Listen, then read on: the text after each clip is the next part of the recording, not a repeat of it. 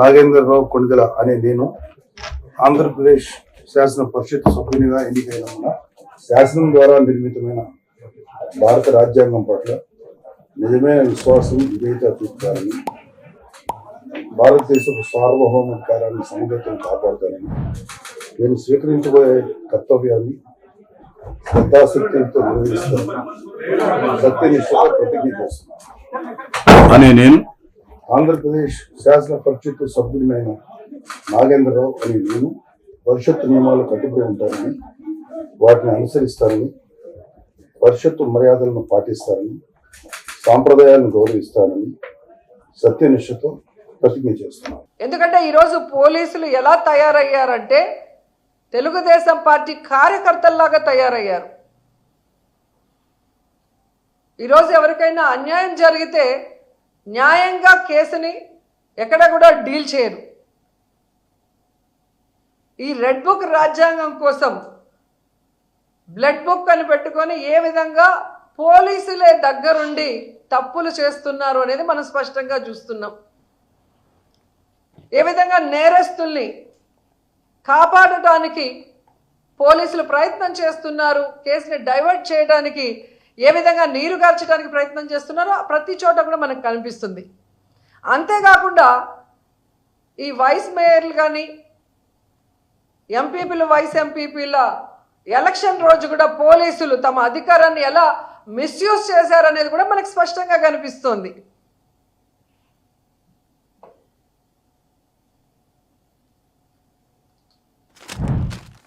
నిజంగా పోలీసు వ్యవస్థ తెలుసుకోవాల్సింది ఒక్కటే, చంద్రబాబు నాయుడు శాశ్వతంగా అధికారంలో ఉండడు.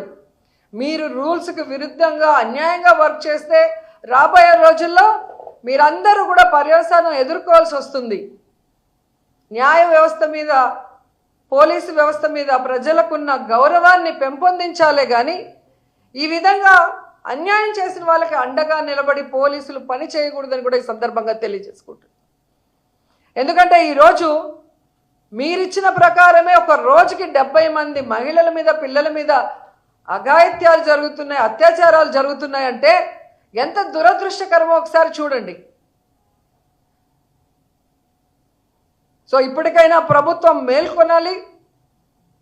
ఆడవాళ్ళ రక్షణ, ఆడవాళ్ళ భద్రత మీద క్యాబినెట్లో డిస్కస్ చేసి ఈ దిశ యాప్, అలాగే దిశ చట్టాన్ని ఈరోజు మీరు కేంద్రంలో బీజేపీతో ఉన్నారు కాబట్టి దాన్ని ఎలాగైనా ఓకే చేయించుకొని తీసుకొచ్చి ఈ రాష్ట్ర మహిళల్ని కాపాడాలని డిమాండ్ చేస్తున్నాం. ఎంతసేపు వైఎస్ఆర్సీపీ లీడర్స్ మీద అక్రమ కేసులు పెట్టడం, వాళ్ళని చంపించడం,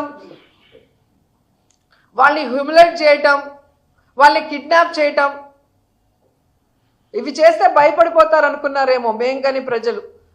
ఆ పరిస్థితి లేదు అనేది కూడా తెలుసుకోండి. ఎందుకంటే మొన్న ఎగ్జాంపుల్ ఎంపీపీ వైస్ ఎంపీపీ ఎలక్షన్లో మీరు చూసుంటారు.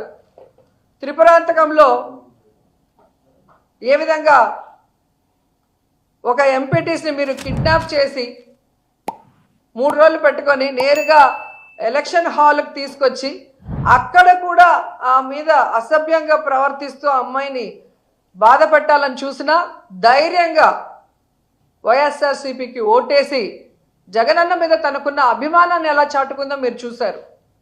అలాగే మీరు చూస్తే ఎలమంచిలి వైస్ ఎంపీపీ ఎన్నికల్లో ఒక ఎంపీటీసీ వైఎస్ఆర్సీపీకి సంబంధించిన కంబాల సత్యశ్రీ ఎంత ఒత్తిడి చేసినా, ఎంత బ్లాక్మెయిల్ చేసినా, ఆ అమ్మాయి ఎంత పేదరాలైనా ఈరోజు తనకి గుర్తింపు వచ్చింది అంటే జగన్మోహన్ రెడ్డి వల్ల.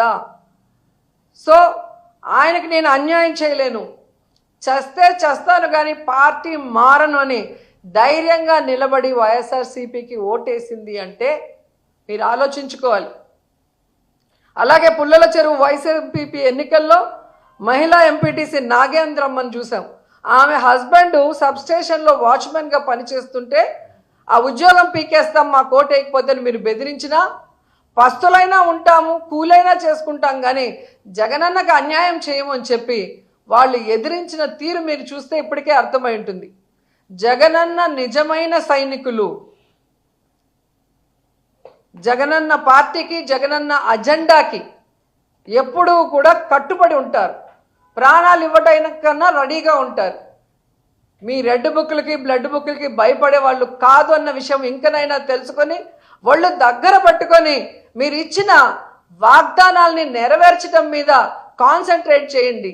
అంతేగాని ఇలాగే ఇంకా వైఎస్ఆర్ కాంగ్రెస్ పార్టీ వాళ్ళని తప్పుడు కేసులు పెట్టి బెదిరిస్తాం, వాళ్ళని చంపేస్తాం, వాళ్ళని హ్యూమిలేట్ చేస్తామంటే ఇక చూస్తూ ఊరుకునే పరిస్థితి లేదని కూడా ఈ సందర్భంగా తెలియజేసుకుంటున్నాం.